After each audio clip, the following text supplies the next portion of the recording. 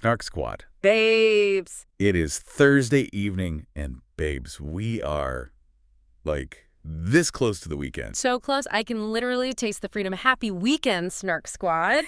Because honestly, whenever you're listening to this, you know you are one day closer, and we love that for you. We absolutely love that for you. And for anyone watching the video feed right now, yes, we are drinking lemon water. Look at us. I know, just take a moment to observe. It's the hydration era delusion. Fully leaning in, we are manifesting the glowing skin, we want the clear pores. And honestly, babe, at this rate, with this level of self-improvement, I am genuinely terrified our exes might start crawling back. Oh, please, they wouldn't dare. No. But the universe has a really sick sense of humor. And I'm not going to lie to you, bestie. I am in such a weird, soft chaos kind of headspace today that I'm sort of entertaining it. You are not. Do not say that out loud. I am. I'm feeling just unhinged enough that I might, like, answer a late-night text just for the plot, just to see what happens. Give me your phone. What if I just reply with the ghost emoji? Hand over the device right now, because we are absolutely shutting that impulse down. Let me just explain the exact supply chain economics of male attention to you, okay? Because they belong in the permanently blocked graveyard. I know, but just a single emoji. No, listen. When an ex crawls back, they are not returning because they had, like, some grand cinematic epiphany about your inherent worth, okay? They're coming back because their current supply of validation ran out. Ugh, true. Their roster got benched. Exactly. They are scrolling through their contacts looking for the absolute path of least resistance, and they know you have this soft spot and a historically documented pattern of forgiving absolute nonsense. Stop. You're reading me to filth right now. They do not want you, babe. They want the convenience of you. You are literally just emotional scaffolding to them. Okay, fine. You are so right. The phone is face down on the table. Let's be perfectly clear for the record. Snark Squad, we are not responding because they were both absolute garbage fires disguised in Patagonia fleece. I mean, think about it. We both have that one specific ex who thinks that because he listens to like 2.5 episodes of some tech bro startup show, he is suddenly the reincarnation of Plato. Oh my God, the podcast bros. The kind of man who will look at you dead in the eye while you are crying about something completely valid and say, let's play devil's advocate here. Which is the most triggering phrase in the English language. The devil does not need an advocate. Right. The devil is doing completely fine. He's fully staffed. He has amazing benefits. His Q4 projections are through the roof. Literally killing it. The psychology of a man who deploys the devil's advocate strategy during an emotional crisis is just, well, staggering, but it's also highly predictable. It is a complete lack of empathy masked as intellectual superiority. Yes. Oh my God, yes. They use pseudo-logic as a weapon to invalidate your feelings because dealing with an actual messy human emotion requires a level of internal regulation that they simply have not unlocked yet.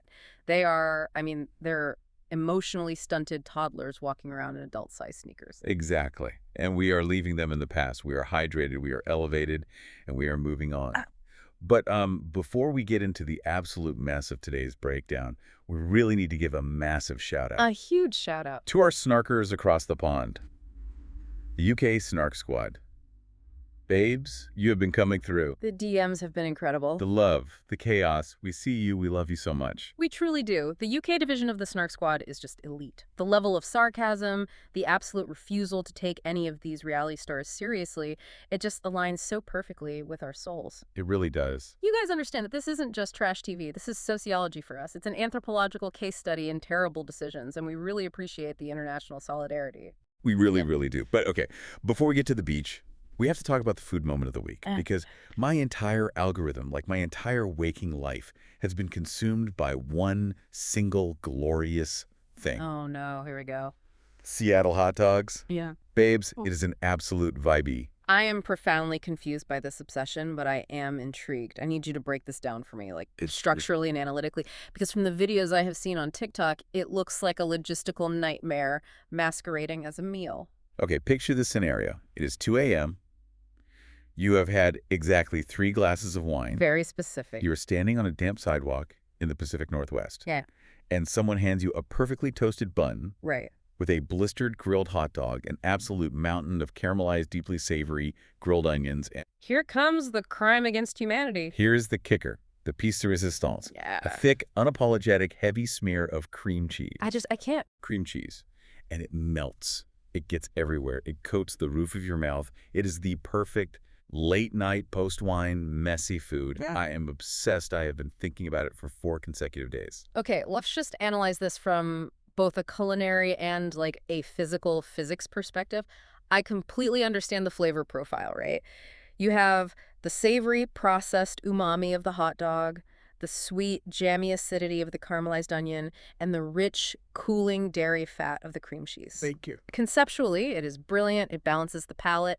But logistically, babe, it is a structural catastrophe waiting to happen. It's not that bad. Imagine the expectation versus the reality. You think you are going to take a dainty aesthetic bite for a TikTok video, but the reality is the cream cheese acts as a thermal lubricant. A thermal lubricant? Oh, my God. It does. The hot dog instantly slips out the back of the bun due to lack of friction. The hot onions plummet onto your favorite silk top, and suddenly you look like a raccoon rummaging through a deli dumpster. You cannot consume a Seattle hot dog and retain your dignity. It's a binary choice between the outfit and the hot dog. And I am choosing the hot dog every single time. You just have to adapt your posture. You know, you just lean forward over the sidewalk. The Seattle lean, it is entirely worth the dry cleaning bill, I promise you. I will take your word for it. But you know, that concept of structural collapse, that physical failure to hold things together, honestly, that is the perfect transition to what happened to us this week. The TikTok moment. Oh, the trauma. Babes, we tried a trend, and it was a mistake. A physical, psychological, and orthopedic disaster. So for the Snark Squad who hasn't seen this circulating on their For You page, there is this couple's lifting and flipping trend going around, and it looks so graceful. Keyword being looks. Right. One person stands firm, the other person jumps up, you lock your legs around their waist, and then the standing person is supposed to elegantly flip you backward while holding your arms. And you land perfectly on your feet like a Marvel superhero sticking a landing. Pure fiction. And we look at that and thought, yeah, we can do that. But babes, we have no core strength. Like none at all. We need to break down the mechanics of why it failed, because it wasn't just a lack of effort. It was a fundamental misunderstanding of physics. First of all, gravity is a real, measurable, unrelenting force. It is not just a suggestion you can ignore because you saw an influencer do it. We really thought we could defy gravity. Second, we suffer from the Pilates delusion. Oh, the Pilates delusion is so real. We go to Pilates, yes. But we go to the kind of Pilates where you lie on your back on a padded carriage for 45 minutes, occasionally pulse your leg, and listen to a playlist of ambient covers of Taylor Swift songs. It's very relaxing. It is, but we are not doing Olympic-level gymnastics conditioning. And third, the wine from the night before severely impacted our vestibular systems and our spatial awareness. Okay, well, I was the one jumping. Yeah. And I had the confidence of an Olympic gymnast. I jumped, I locked my legs around your waist, and you literally just folded in half. I was not prepared. You structurally gave out like a cheap aluminum lawn chair in a hurricane. I went crashing down onto the hardwood floor. You fell directly on top of me, and we just laid there. I was laughing through the pain, but genuinely quietly wondering if I had fractured a floating rib. It was terrifying. I was flat on my back, contemplating every life choice that led me to that moment. I felt my lower vertebrae scream. I literally felt my L4 and L5 discs ask me for a legal separation. When you jumped, the sheer kinetic energy, I mean, I don't know what I was expecting. You were supposed to catch me? I thought my fight or flight response would kick in and I would suddenly manifest the upper body strength of an Avenger stunt double. But my center of gravity immediately evaporated. It was a complete and total structural collapse. We need the gym, because clearly pulsing on a reformer machine is not preparing us for the real world. We need to lift heavy things. We are entering our weightlifting era, or at least are walking on an incline while watching reality TV so we don't feel entirely useless era, because I cannot have that happen again. Agreed. I have so much gym anxiety, though. I walk in, I see those massive metal machines with the pulleys and the cables that look like medieval torture devices, and I get so overwhelmed that I just end up on the treadmill for 20 minutes, stare at a wall, and leave. The gym anxiety is incredibly common, and it's deeply rooted in sociology, actually. The modern gym operates like a panopticon. Everyone assumes everyone else is watching them, judging their form, judging their weights. Yes, exactly. I always feel like everyone is staring. So instead of actually working out, everyone is performing the act of working out. They are posing. But we have to build some foundational strength, bestie, because I am dramatically speculating right now about what chaotic TikTok trends are coming next. Oh, they're only going to get worse. If the current trend is flipping your friends like a circus acrobat, the escalation is going to be absurd. The next trend is going to be like blindfolded tandem unicycling while meal prepping. The escalation of these internet challenges, it's completely unsustainable for the human musculoskeletal system. Seriously. By next year, people are going to be doing truss falls off of two-story buildings onto a pile of squishmallows just for views. It's entirely out of control. But hey, cheers. Cheers, sure. To the wine, to the drama, and to the absolute mess of trying to survive our 20s and 30s. May our spines heal quickly. Honestly. But you know, that physical collapse we experienced, that complete inability to hold up our boundaries against gravity, that is honestly the exact perfect metaphor for what happens to your emotional center of gravity when you go in reality TV. Oh, absolutely. You think you're strong enough, you think your boundaries are solid, and then your toxic ex walks out of the ocean and you just fold. So babes, let's talk about the beach. We are getting into the mess of Celeb X on the Beach, Season 4, Episode 2. And it is giving me everything I need to survive the week. It is a masterclass in psychological warfare. Let's spill this tea. Okay, for any of the Snark squad who haven't tuned into this specific iteration of the franchise yet, let me just set the scene so you understand the stakes. Please do. You've got a bunch of incredibly hot, highly curated reality TV stars basically dumped on a gorgeous, pristine beach in Tenerife. They think they're going to have a sexy, fun, carefree vacation. They think they are the main characters. Delusional. But no. The producers possess something called the talent of terror. And one by one, their absolute worst, most toxic, unresolved exes literally walk out of the actual ocean, dripping wet, walking in slow motion like sea monsters to ruin their lives and demand answers. It is, frankly, incredible television. It is the most diabolical premise currently airing on television. I want you to really think about the pure, unadulterated dread of that environment. You are sitting on a sun lounger, drinking a watery, overpriced cocktail, trying to flirt with a new, shiny person, and you have to stare at the horizon knowing that at any given moment, the ghost of your dating past is going to emerge from the Atlantic Ocean. Just waiting for it. To hold you accountable for the text you ignored 3 years ago, it's Edgar Allan Poe for the influencer generation. It is the telltale heart, but instead of a heart beating under the floorboards, it's a guy named Gary in swim trunks. Yes, the anxiety must be paralyzing. So let's pick up right where the premiere left off. Izzy, our girl from the Too Hot to Handle and Perfect Match cinematic universe, is on a date with Rogan from The Challenge. Right. Now, before we even get into their conversation, I have to react to Rogan's backstory, because I was screaming at my screen. It was infuriating. He goes on The Challenge as a single guy. That's his brand. But apparently, he had a girlfriend of 4 years prior to that, and the ex is claiming they were just on a break so he could do reality TV. A 4-year relationship on a break so you can go hook up on MTV. Yes. The classic we were on a break reality TV loophole. Ross Geller walked in the 90s so Rogan could run on Paramount+. Let's expose the actual mechanisms behind the psychology of men who pause long-term relationships for a casting call. Please break it down. A break is not a real, clinically recognized relationship stage. A break is a cowardly off-ramp for someone who wants the freedom to sleep around without the crippling guilt of officially ending things, while simultaneously keeping their original partner on a shelf as an insurance policy. Exactly. It's so they have somewhere to land if the show doesn't work out. Precisely. He didn't want to lose his 4-year safety net. He wanted the emotional support waiting for him at home, but he also wanted that MTV appearance fee, the Instagram followers, and the blue check mark. It is a highly calculated, deeply selfish maneuver, and it tells you exactly who he is at his core. He views women as resources to be managed, not as human beings with agency. It makes me so mad. I actually dated a guy like this in my early 20s. He wanted to go on a break when he studied abroad because he wanted to, quote unquote, find himself. Finding himself, sure. Spoiler alert, finding himself just meant downloading Tinder in Barcelona.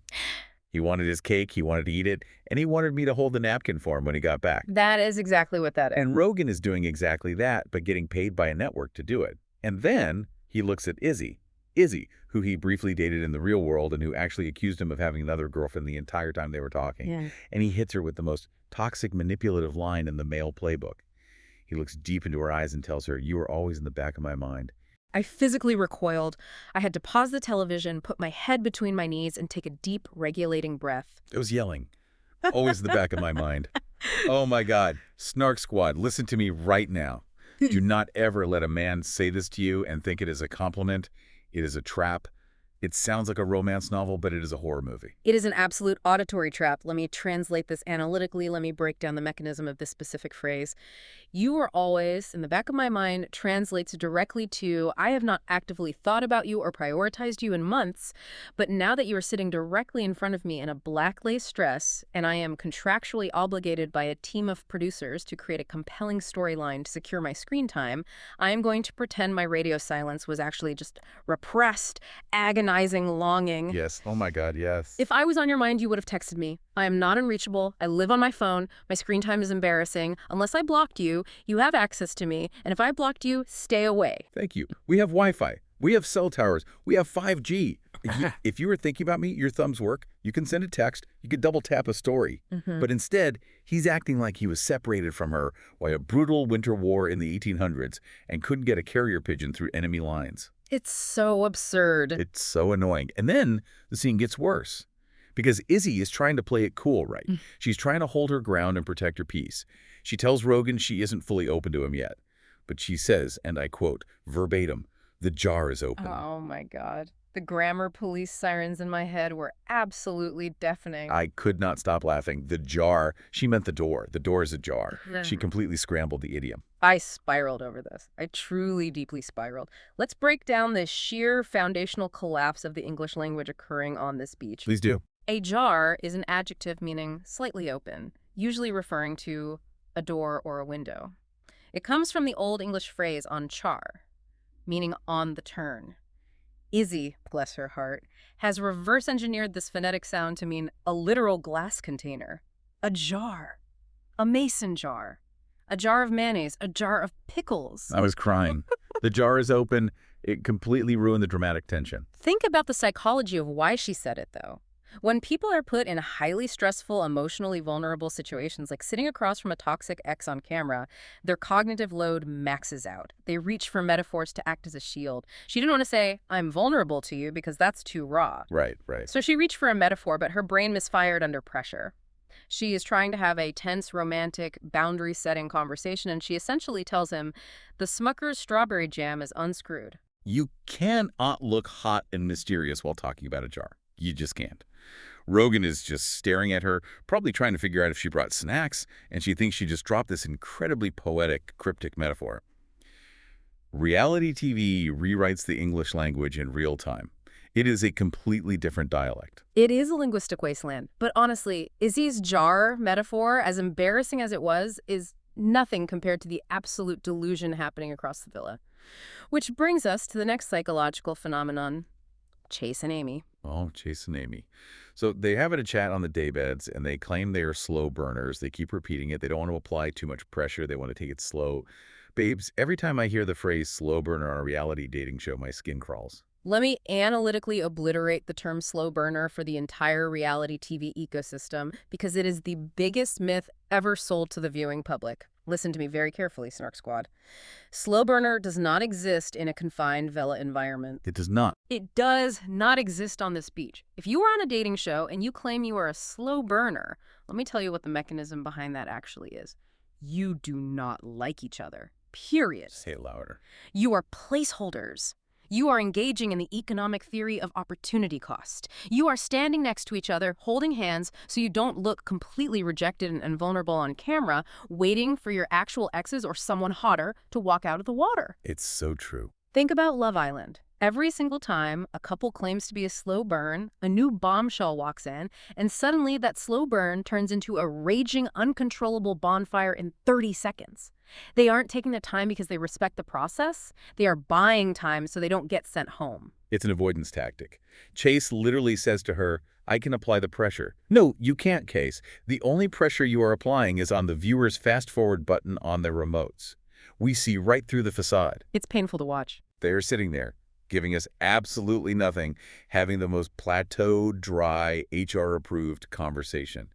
But the only thing saving that scene for me, the only thing that made it watchable, was John from Jedward. I knew you were going to bring him up, and this is where we are going to have a severe fundamental disagreement. I think he is hilarious. Okay, for context, for anyone who doesn't know, John from the iconic Irish pop duo Jedward is on this show. Yeah. And while Chase and Amy are having their boring, fake, slow burn chat, John is just lurking in the background. Lurking is the correct word. He's literally off to the side, yelling across the garden, "Give her a kiss already." He is acting like the presenter of the show or like a Greek chorus for the villa, just shouting exactly what the audience at home is thinking.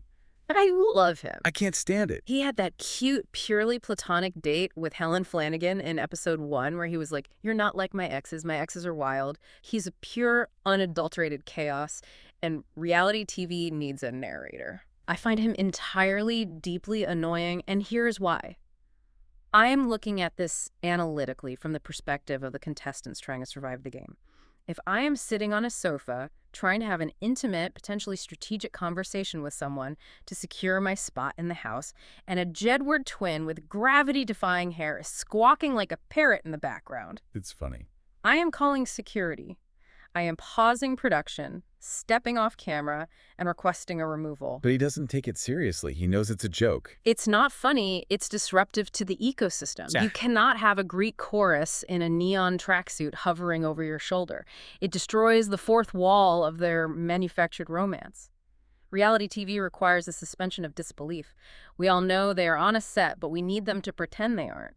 When John yells from the bushes, it shatters the illusion. He needs to stay in his lane and let the mess happen organically. I respectfully disagree. I think he's the only one being honest. But let's move on to the actual main event of the episode, because the Beach of Doom delivered the most catastrophic love square I have seen in a long time. Prepare the emotional triage unit. The Toby and Danny situation. My jaw was firmly on the floor. Okay, so Toby, our Love Island icon who famously never knows what he wants, and Danny from The Only Way is Essex are getting really cozy. They're sharing a bed, they're cuddling, they're whispering, it's looking cute. Then the tablet of terror goes off. They get called down to the beach to wait for the next arrival, along with Freddie. And this is where the red flags started multiplying. It was a parade of red flags, a synchronized swimming routine of red flags. Danny, trying to protect her peace and get a read on the situation, asks Toby a very normal, grounding question. She asks, "How would you feel if your ex walked out?" And Toby, while actively cuddling the girl he is currently pursuing, replies, "It depends on the ex." Unbelievable. I started screaming at my television. How do you formulate those words and say them out loud? Let's unpack the sheer, staggering lack of emotional intelligence it takes to formulate that sentence, let alone speak it out loud on national television. Let's look at the mechanics of this interaction. You are establishing a connection. You are physically entwined with a woman. She gives you a soft pitch, a softball question specifically designed for you to provide reassurance and solidify the bond. Right. The test, the correct answer, the only neurologically acceptable answer if you want to keep her is, it wouldn't matter who it is because my focus is entirely on you. Exactly. It's an easy test. Instead, Toby treats it like a multiple-choice customer satisfaction survey. It depends on the ex. He is literally telling Donnie to her face that he has a mental tier list of women in his head. And if an S-tier ex walks out of that water, Donnie is getting bumped to the B team immediately. He is establishing that she is merely the best available option in the current room. His door isn't ajar, it's completely off the hinges. He's a human revolving door. So Donnie obviously clocks this, but she has a great poker face. And then, out of the water comes arrival number 1, Hannah. Lamb model, Toby's ex. She says they dated briefly a year ago, they have sexual chemistry, and she has come to cause a stir. And what does Toby do? Does he reassure Donnie? Toby does exactly what Toby always does. He possesses a condition I like to call romantic object permanence failure. Oh my God, break that down. In developmental psychology, object permanence is the understanding that objects continue to exist even when they cannot be seen.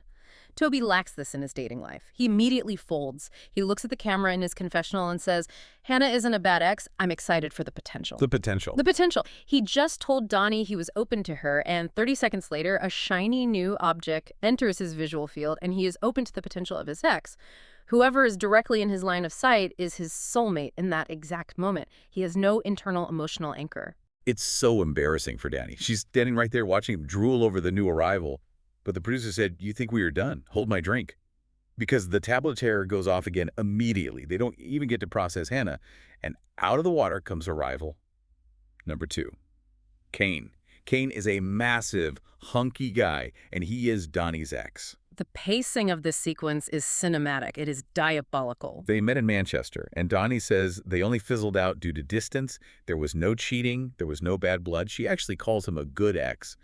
And she literally mutters under her breath, "This is going to get messy."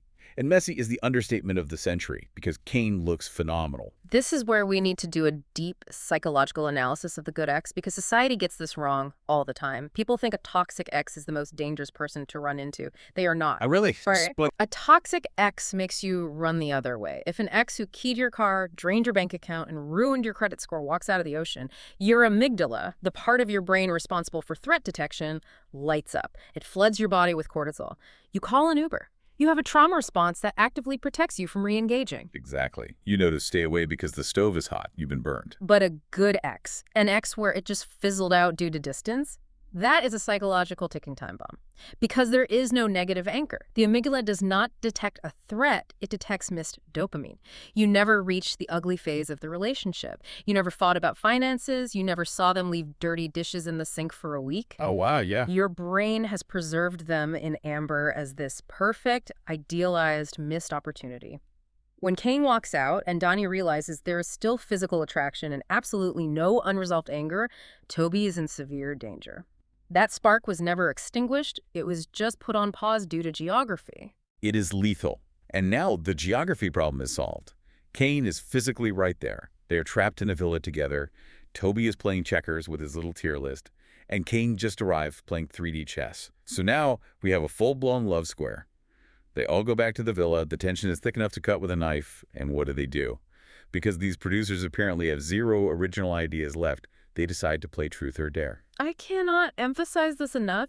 Can reality TV producers please go to a local toy store and purchase a new board game? I am begging you. We are in a golden age of tabletop gaming. Seriously, why is it always Truth or Dare? Have they heard of Twister? Have they heard of Jenga? Kictionary? Literally anything else. It is so lazy. It is lazy, but we have to understand the sociology of why they use it. Truth or Dare in a confined reality TV environment is not a game. It is a producer-orchestrated icebreaker designed specifically to force localized pressure, manufacture consent for saliva exchange, and accelerate confrontation. Consent for saliva exchange. It bypasses normal social boundaries by hiding behind the rules of a game. It allows contestants to do incredibly cruel things and say, I was just playing the game. It's a hostile workplace environment disguised as a slumber party. Well, the localized pressure definitely worked. Yeah. Because the dares were completely unhinged. First, someone asked Toby who he prefers, Danny or Hannah. And he says, at the moment, Danny. At the moment. Those three words are doing so much heavy lifting they need a referral to a chiropractor. He is verbally establishing a legal disclaimer. At the moment means until approximately 4 p.m. today, subject to change without prior notice depending on who walks past the pool. Exactly. He is hedging his bets. And then Kane, the new arrival, gets dared to kiss 3 girls. And who does he pick? He kisses Hannah, who is Toby's ex. He kisses Danny, who is his own ex. And then he tries to kiss Amy. But John from Jedward is sitting there acting like the referee of the game, yelling at Amy to give him a full, passionate 10-second kiss. And Amy just shuts it down. She literally pulls back and says, I wasn't giving it. Which is the most respectable, grounded thing anyone did in this entire hour of television. Let's analyze that boundary, because it is rare to see. John is screaming like a frat boy at a keg stand, trying to peer pressure her into a 10-second tonsil hockey match with a stranger for entertainment. Amy assesses the situation, realizes she is being used as a prop kiss in Kane's dare, and calmly refuses to participate in the charade. That is excellent emotional regulation. It shows she actually has a sliver of autonomy left in that villa. Good for Amy. We love a woman who says no. But the real climax of the game, the absolute devastation of the episode, we need to talk about Izzy, Rogan, and poor, sweet Freddie. So Freddie, from Love is Blind UK, has been falling for Izzy. And he is a sweetheart. He wants to take it at a nice, respectful pace. But Izzy is dared to kiss either Freddie or Rogan. And she chooses Rogan. A catastrophic decision. And Freddie is sitting right next to them, literally shoulder to shoulder on the outdoor sofa. He has to watch the girl he is falling for make out with her muscle-bound ex inches from his face. And Freddie breaks down. He gets visibly distraught. He stands up, his voice cracks, and he says, I'm not playing. I don't think I'm cut out for this. It was hard to watch. He leaves in tears.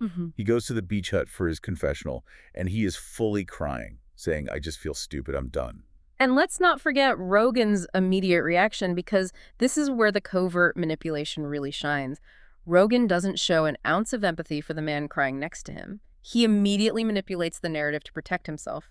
He turns to the rest of the group and says loudly that Freddie is mad because Izzy could have said no. Ugh, I hated that so much. Do you see the mechanism there? He shifts the blame entirely onto Izzy's compliance, absolving himself of any responsibility for leaning into the kiss. Izzy is sitting there biting her thumbnail, feeling immense guilt, and Rogan is planting psychological seeds to make her look like the sole villain to Freddie. He engineered the crash, and then he handed her the steering wheel so he could walk away as a passenger. It is so gross. Yeah. It is textbook manipulation. But I have to say, my heart absolutely broke for Freddie. I had such a visceral, strong emotional reaction to his tears. It is so incredibly refreshing to see a man actually in touch with his feelings on reality TV. Is it? Yes. We have normalized this sociopathic behavior where people watch their crush make out with someone else and they just smile, laugh it off, and say it is what it is. Freddie is a real, breathing human being. His feelings were hurt. He recognized a toxic environment, and he removed himself from the situation. I wanted to reach through the screen and give him a hug. We punish men in society for being stoic and walled off, and then when they actually bleed and show vulnerability, people mock them. Okay, I hear your empathy. I validate your defense of male vulnerability in the real world. However, Here we go. I must provide a snarky, highly analytical reality check here, and we are going to disagree on this. My friend, it is day 2. Day 2. But time moves differently in the villa. They are together 24/7. I do not care if time moves in dog years in the villa. I do not care if they are living in an interstellar wormhole where 1 hour equals 7 years. You have known this woman for 48 hours. Stand up. Do not let a man in a half-unbuttoned shirt who is manipulating a girl who thinks a jar is a condiment make you cry on national television. That is so harsh. He really liked her. He needs emotional calluses. You are on X on the beach. What did you think the premise of the show was? Did you think you were going to a retreat to bake sourdough bread, do trust falls, and hold hands in a meadow? Maybe he did. You knew the assignment. You signed the contract. To crumble this spectacularly on the second evening because of a localized game of truth or dare means you are fundamentally lacking the psychological armor required for reality television. If you have open wounds, do not swim in a shark tank. You are so ruthless. I completely disagree. I think his reaction shows he actually has a soul, unlike the rest of the cast who are just playing a game for Instagram followers. It's just hard to watch someone actually bleed on camera like that when they clearly aren't built for the toxicity. He is a nice guy, but nice guys get eaten alive on this beach. He needs to harden up quickly, or he needs to pack his bags. Well, speaking of people who need to pack their bags, let's transition into handing out some consequences. We are getting into the mess, we are naming names, and we are being ruthless. Let's talk about the exes we would block immediately. Who is the absolute worst, and who is catching a permanent, unappealable block before they even dry off from the ocean? I'm going first. The floor is yours. Name and shame. Break down the charges. My target is Rogan. Blocked, deleted, number changed, restraining order filed, carrier pigeons intercepted. The way he handled that Freddie situation was a masterclass in covert narcissism.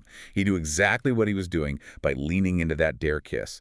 And the second the emotional fallout happened, his first instinct was self-preservation. Pure self-preservation. Well, she could have said no. He threw Izzy directly into the line of fire to protect his own ego and make her feel responsible for Freddie's pain. He lit the match, fanned the flames, and then blamed Izzy for the smoke inhalation. Absolutely not. That level of calculated deflection is dangerous. Blocked. A flawless, legally binding block. I fully support the ruling. My target, however, requires a different kind of block. It's not a block based on active malice. It's a block based on sheer chronic exhaustion. I am blocking Toby. Yes. The human flip-flop. The man with no object permanence. Exactly. I am blocking him for having the emotional intelligence of a flip-flop left out in the sun. I cannot deal with a man who operates purely on geographical proximity. Telling Donnie he's open to the potential of his ex while they are literally building a connection is offensive, yes, but fundamentally it's just lazy. It is lazy. He doesn't want to make a definitive choice because making a choice requires accountability. If you choose someone, you have to be responsible for that choice. He wants the women to fight over him so he can passively land wherever the wind blows, completely free of blame.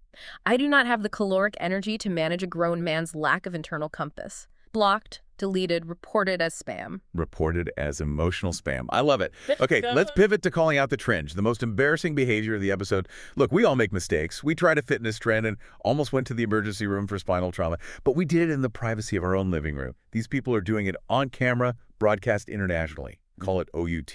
I will take the lead on this one because my brain is still actively trying to process the humiliation. The most embarrassing behavior is, without a doubt, Izzy's vocabulary attempt. The jar. The Smucker's jam. The jar is open. I am calling out the sheer visceral embarrassment of trying to have a serious, romantic, emotionally intelligent conversation and dropping a line that instantly makes the viewer think of fermented vegetables. It's so bad. You are trying to set a boundary with a toxic ex, you want to appear aloof, mysterious, and in control, and you sound like you're giving a toddler instructions on how to open a pantry staple. Here is a rule for life. If you do not know the idiom, do not use the idiom. Yeah. Just speak plainly. Say, I'm keeping my options open. Do not drag glassware into a romantic confrontation. It was so bad. I had secondhand embarrassment so deep, it permanently altered my DNA. I was watching through my fingers. But for me, the runner-up for most embarrassing behavior goes to Chase. Chase's false bravado is so incredibly cringy. Ah, yes. The slow burner king. The master of the plateau. Yes. Sitting there on the daybed, giving zero eye contact, radiating the most sterile DMV waiting room energy, and having the absolute audacity to say, I can apply the pressure, to Amy. Please, the only pressure you're applying is on the viewer's patience. Stop the slow burn charade.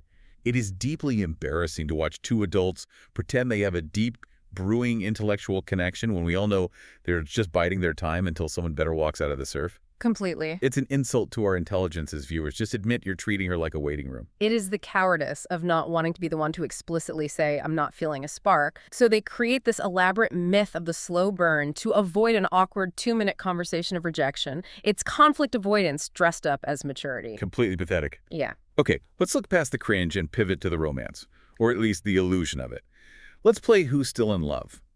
We love the mess, but let's put on our FBI profiler hats for a second. We are reading the microexpressions. We are analyzing the tones of voice. Who is secretly still obsessed with their ex? Be messy. Speculate. I am going straight back to the psychology of the good exes. My prime suspects for lingering obsession are Kane and Donnie. Ooh, the Manchester fizzle. Oh. The geographic tragedy. Exactly. That Manchester flame never died. It was just put in climate-controlled storage. Did you see the way they spoke about each other during that beach arrival? There was absolutely no venom. There was no defensive posturing, no crossed arms. It was just soft smiles, you're a good ex, and we fizzled due to distance. Yeah, they were definitely vibing. When an ex is a good ex, the romantic idealization is fully intact. You haven't seen them snore. You haven't discovered their toxic financial habits. You haven't seen them yell at a waiter. They are a pristine fantasy. And now the fantasy has a six-pack, a great tan, and is standing 10 feet away in a villa where alcohol is free. Toby better watch his back, his front, and his flanks because Kane is physically right there and Donnie's eyes were visibly sparkling. They are absolutely unequivocally still into each other. I totally agree. It is way more dangerous than a messy, screaming breakup. My speculation, though, goes in a slightly different direction. The unrequited obsession, Freddie. Oh, sweet, weeping, emotionally unregulated Freddie. Is Freddie genuinely in love with Izzy after 48 hours, or is it the pressure cooker of the villa warping his brain? I'm speculating that Freddie is the type of guy who falls too hard too fast because he loves the idea of being in love. He attaches to the first person who gives him validation, and he builds an entire future, complete with a mortgage and a golden retriever, in his head. That's very likely. And right now, he is currently spiraling over a girl who is clearly still tangled up in the toxic, chaotic web of her muscular ex. He isn't just hurt, he is obsessed with the idea of saving her from Rogan. And it's destroying him because she doesn't actually want to be saved. She wants the jar to be open. She likes the mess. That is a brilliant, devastating psychological read. He is projecting a 1990s rom-com narrative onto a modern reality TV show. He wants to be the nice, stable guy who wins her heart in the third act and proves that good guys finish first.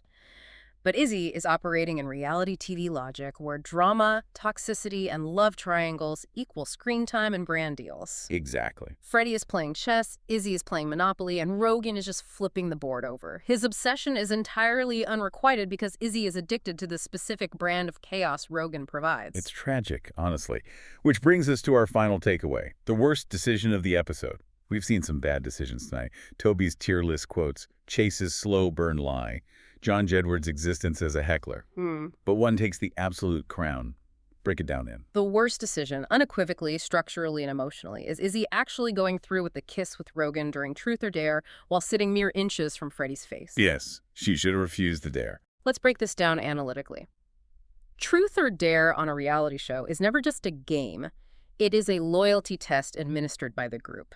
Izzy had a clear choice. She could have refused the dare. Take a shot of tequila, take a penalty, do a forfeit lap around the pool, whatever the punishment is. Do not swap spit with your toxic ex while the sweet boy who has been pouring his heart out to you is within breathing distance. It is so unnecessarily cruel. Exactly. By taking the dare, Izzy proved her actual internal priorities. She prioritized the TV moment over human decency. She prioritized the validation of making her ex want her again over building a new foundation. And she prioritized Rogan's ego over Freddie's feelings. It was a terrible, fatal decision if she actually wanted a healthy connection with Freddie. It showed Freddie instantly with undeniable visual proof that he was dispensable. However, if we look at this strictly from a producer standpoint, it was an amazing top-tier decision for reality TV chaos.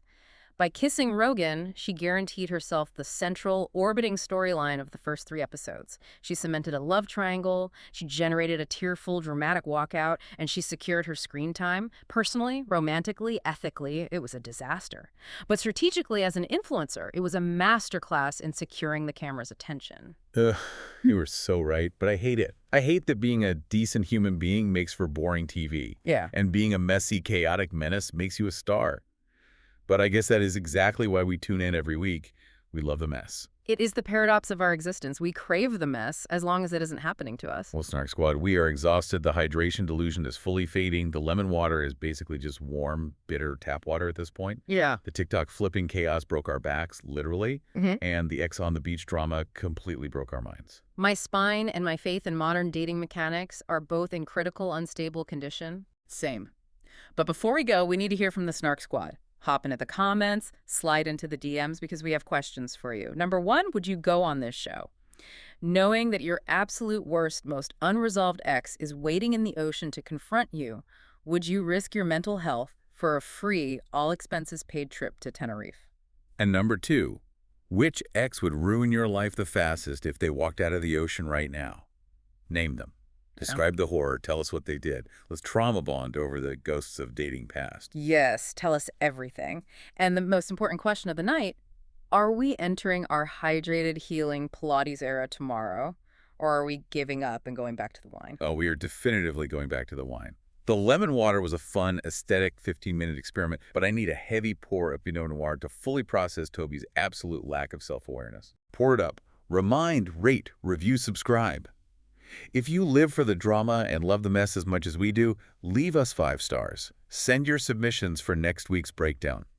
And send this to one messy friend who needs to hear that their current slow-burn relationship is actually just an avoidance tactic. Save a life, share the breakdown. Thank you to the Snark Squad. You guys are the absolute best. We love you. Stay refreshed, stay ridiculous. And we'll see you on the Snark side. But seriously, before you go to sleep tonight, I need you to think about something. Think about the concept of the slow burn. Are we using terms like this in our own lives? Not to take our time, but to actively avoid the discomfort of making a definitive choice? Let that marinate. And also, double check, is your jar open? Please make the metaphor stop. Lock your doors. Good night.